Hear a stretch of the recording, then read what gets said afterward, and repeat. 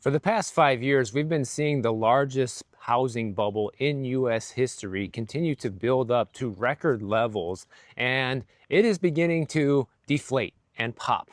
And there are different markets across the country that are definitely showing some major signs of weakness already and have been on the decline for over a year now, while others are just getting started. And for a very long time, you never saw any public acknowledgement from big companies like Redfin or Zillow, anybody like that, even say that home prices are going to come down. In fact, their predictions over the past few years were that prices were just always going to continue to go up. Well, now both Zillow and Redfin are changing their tune on that prediction.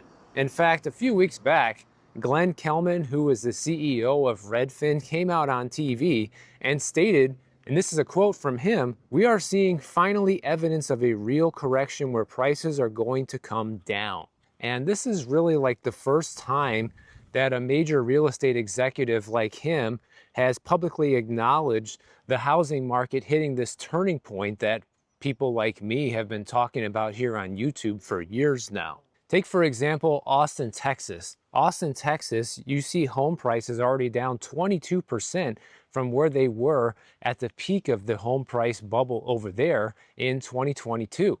We're also starting to see the same thing start to happen right now in Florida, where many different cities in Florida are seeing prices go negative year over year. In fact, I will save the Florida data for an entire video. I'll be putting out a Florida housing market video this week. For now, let's just stick with some high-level stuff of what's actually going on and the latest trends we're seeing in real estate. We have home builders slashing prices by an average of 5%, and almost 40% of home builders are cutting prices on their newly built homes right now, and over 60% of home builders are resorting to some sort of incentive to get their inventory sold. At the same time, the stock prices and the profits are down for these big home builders, anywhere between 20 to 40% in some cases. And it's getting to the point now where brand new homes are basically the same price as an existing resale home. And this is something I talked about in my video the other day. And the reason why this is happening is because home sellers are behind the curve, whereas the home builders are always with the program. They have to adapt to the current market conditions in order to get their homes sold. So when you combine big incentives like mortgage rate buy downs, offering people 2.5% interest rates lower than what they're getting on a conventional loan to buy a resale home, combined with a price tag that is at or below what a resale home is selling for. And on the resale side, you have a lot of existing home sellers just in denial, and they think they're still going to be getting prices from 2022 in many cases. You can see that, and it's reflected in the listing prices that you see a lot of these homes coming up for. And it's probably a combination of sellers not really having a clue of what's really happening in the market, just remembering the headlines from the pandemic that there's bidding wars everywhere, paying over asking price for homes, and also a combination of bad real estate advice from real estate agents, because a lot of real estate agents like to overpromise and underdeliver, especially when it comes to the price tag of the home. It's a very common tactic I see in Miami all the time. They will just promise you whatever price you want to hear, that, yeah, we're going to be able to sell the house for this. Next thing you know, they're lowering the price by $200,000-$300,000 to even have people walk through the door. And this is all leading to a situation where right now we have the largest amount of inventory sitting on the housing market since pre-pandemic. So at this point in the game, Redfin is predicting that we're going to see at least a 1% decline in national home values in 2025. Zillow is also predicting that home prices are going to come down this year. And while all that is going on, we're seeing a lot of people who bought during the pandemic who are now underwater on their mortgage. And in case you don't know what underwater on your mortgage means, it just means that you owe more on the house than it is currently worth. And that's going to be a more and more common scenario as prices start to fall in different parts of the country, especially in neighborhoods where people paid over asking price for real estate. Take a look at this chart right here that shows you the share of active home listings at risk of selling at a loss, depending on when they bought their home. If they bought before July of 2020, the chances of them selling at a loss are slim to none, basically 1 or 2% chance. But if you bought between July 2020 and July 2022, then your odds rise significantly to about 9% chances you're going to sell at a loss. And then if you bought after July of 2022, your odds of selling at a loss rises much further at about 16 or 17% of all the homes listed for sale that were purchased after this time frame are at risk of selling at a loss. And you can see by looking at this map right here that the big 5 markets in the United States where the risk is the highest for this happening are all in Texas and Florida, which is not really a surprise because these are the states that saw the highest amount of price growth during this time frame. That growth was always unsustainable, and now it's starting to regress. This house right here is a perfect example of what I was just talking about with sellers having unrealistic expectations stuck in 2022.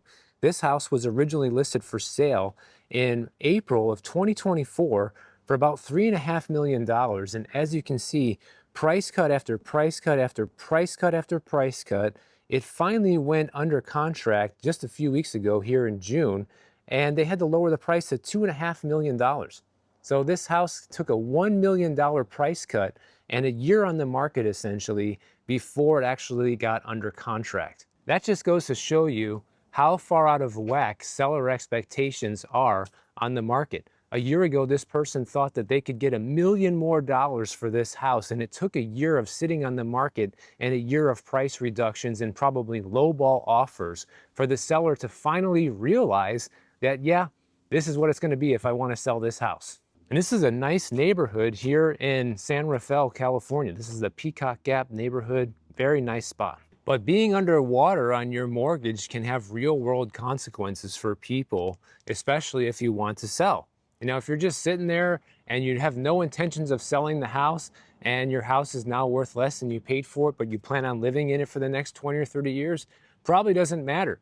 But that's just not what most people do. A lot of people sell the house within 7 to 10 years of buying it, and a lot of people are selling much sooner now, especially as the cost of maintaining these homes has exploded far past what most people expected it would be.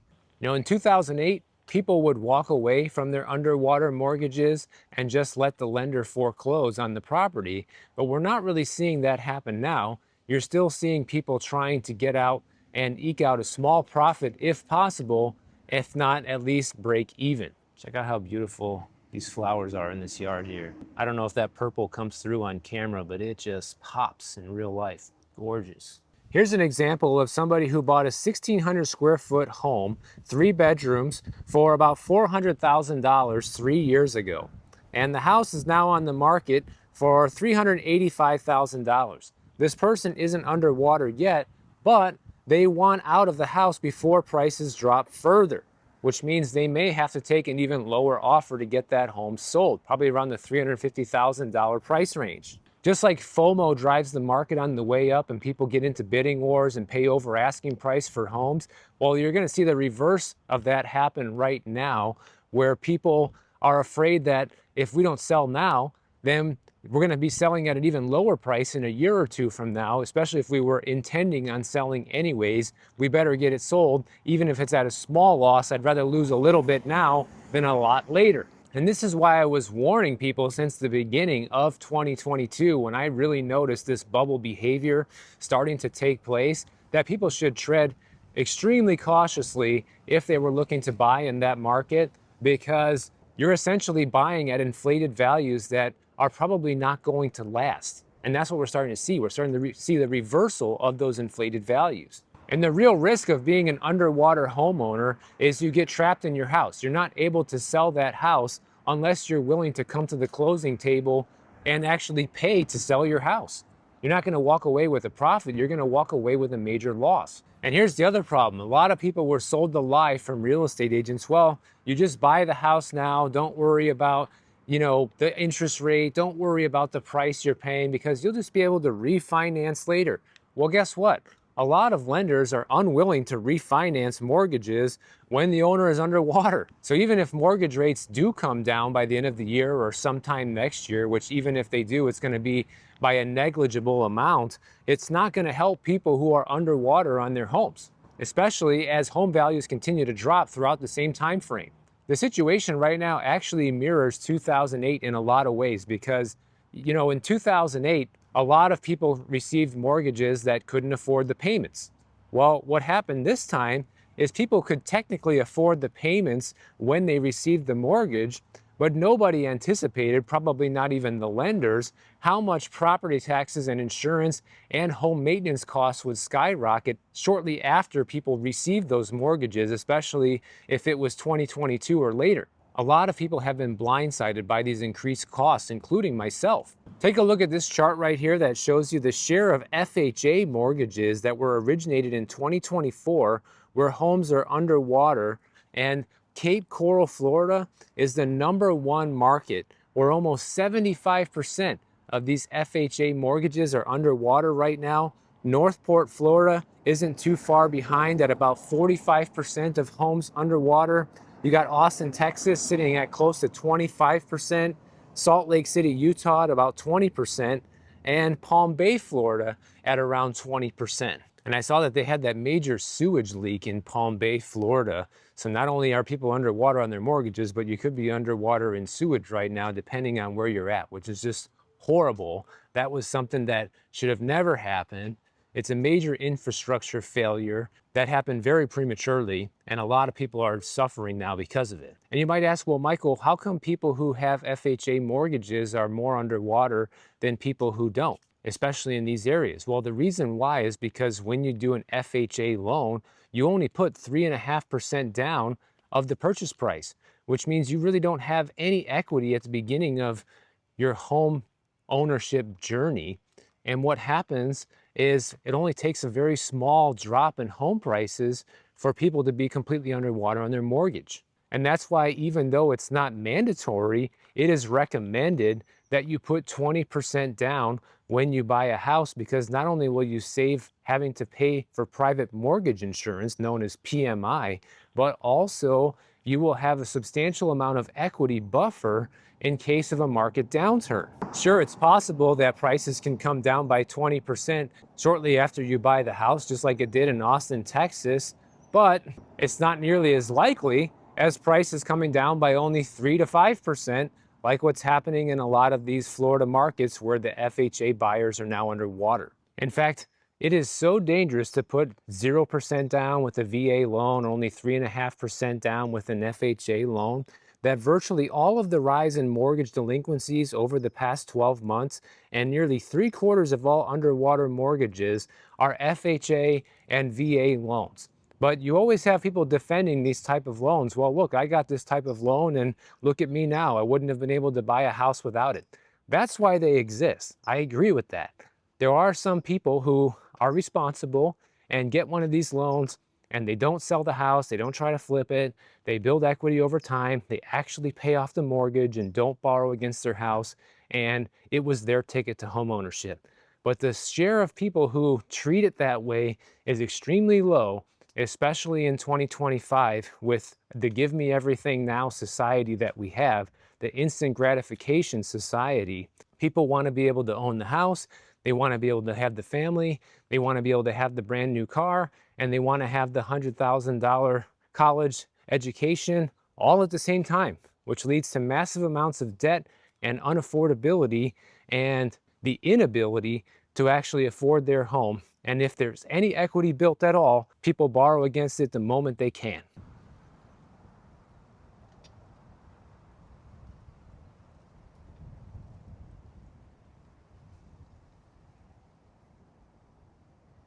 And for all these reasons we just talked about, that's why you're starting to see millennials already selling homes that they bought during this time frame, because many of them are the underwater homeowners and they bought into the FOMO. They bought into the idea that, yeah, I should pay over asking price for a home. This sounds like a good idea, otherwise I'll never be able to get one. About 86% of millennials who are selling their homes today said that they made mistakes in terms of buying their home during the pandemic, and Nearly all of the first-time home sellers who were surveyed recently by Open Door, 91% of them said that those mistakes of rushing into the market have helped play a major role in their decision to sell today. People basically have buyer's remorse and regret the decision they made to buy in that neighborhood, or to buy a house that was too small, or to pay over asking price for the home and now see the value start to come down, or realize that they can't really afford to keep that house with how much the property taxes, insurance, and maintenance costs have gone up. And it was an easy trap to fall into, because between 2020 and early 2025, we saw home values in the United States go from about $289,000 up to a whopping $418,000, which is a 45% increase in 5 years. That's unprecedented. We've never seen anything like this happen in American history, and it was all fueled by government debt and deficit spending and a $6 trillion injection of cash into the US economy over a 2 or 3 year time span.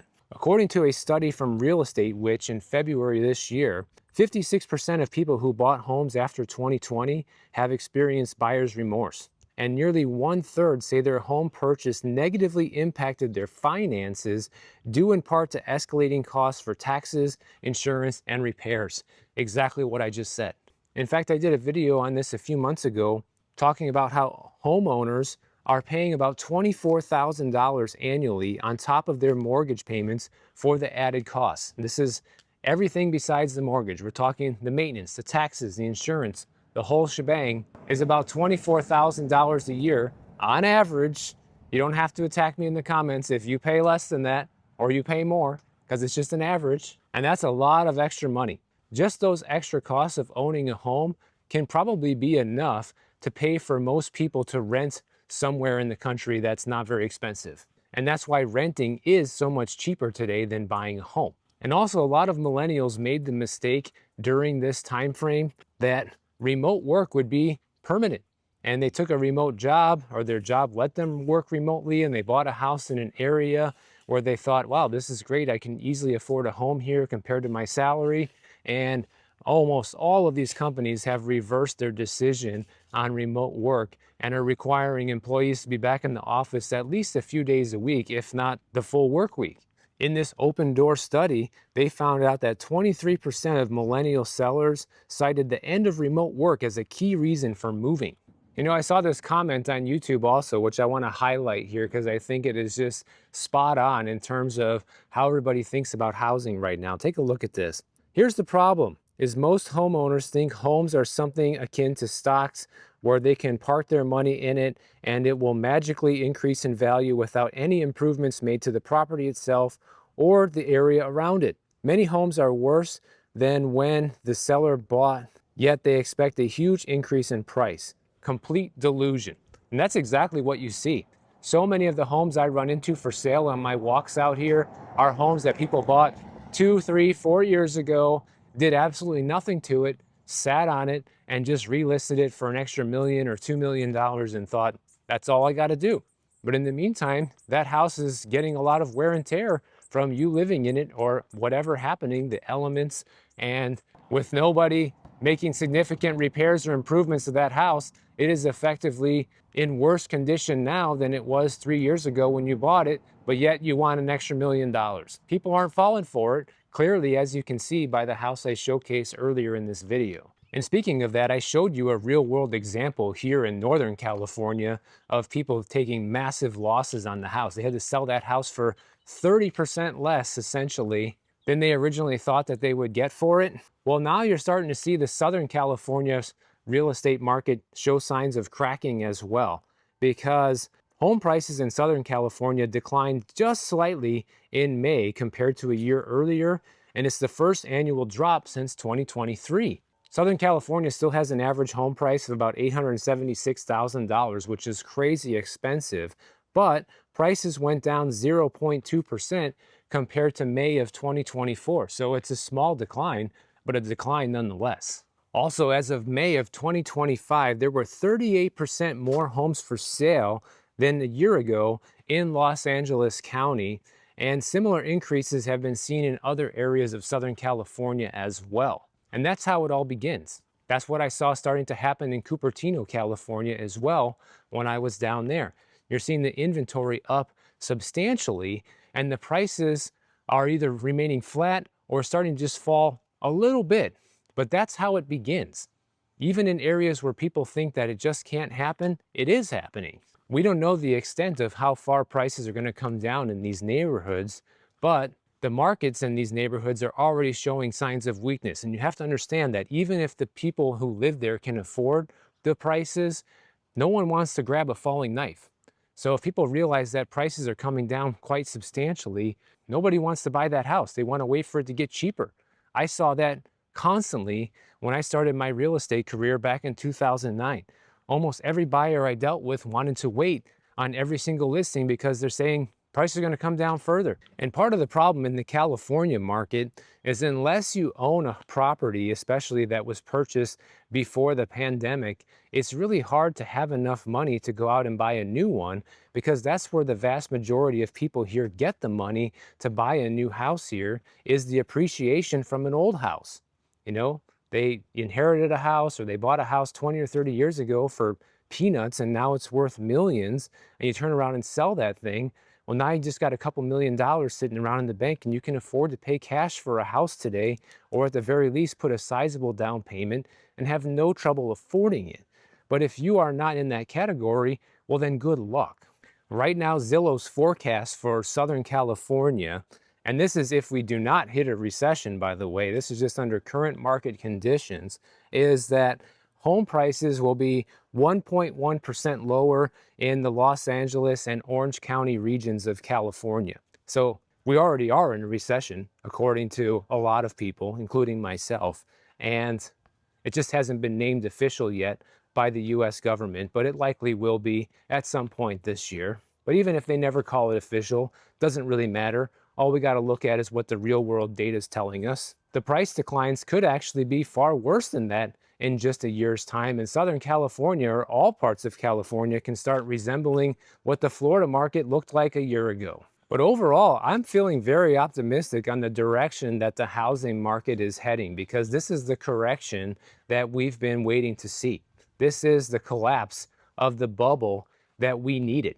And it is starting to happen. The dominoes are starting to fall pretty much everywhere except for parts of the Midwest and the Northeast, where prices still continue to climb quite substantially. But those markets are outliers based on extremely low levels of inventory. And one thing I want to make sure everybody is aware of is I don't want you to take all this information at face value and make every single decision based on it. I want you to do your own research on your own market, because maybe you live in a market where home prices are up 10% year over year and home prices are still going up. And that's just as important to know as if home prices are coming down or not. So what you do is you take the national data that I'm telling you in this video, along with some of the local data, you make some observations and anecdotes from it, and then you analyze your local market and decide what's going to be best for you. Is it a good time to buy? Is it a good time to sell? That's the reason I make these videos,